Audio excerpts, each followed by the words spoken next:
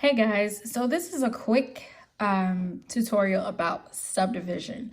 So I mentioned that subdivision happens as we're sight reading in order for us to basically have more time for our brain to think and process, especially when we're using notes. So when we're subdividing, you're just doubling everything. So as you can see here, I have eighth notes, quarter notes, dotted quarter and eighth note combinations, half notes, dotted half note and quarter note combinations, and whole notes. So I wrote the regular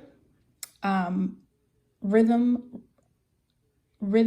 counts in.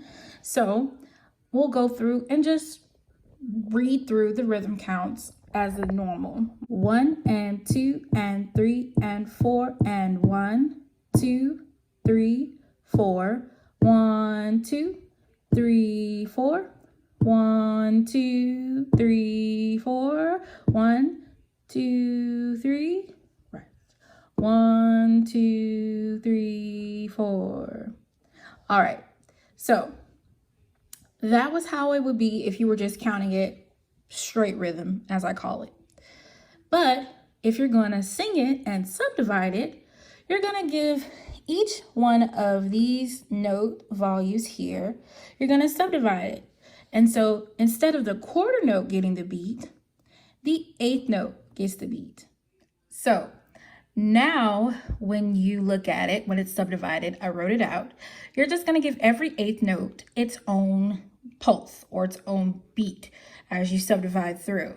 So you would count it 1, 2, 3, 4, 5, 6, 7, 8.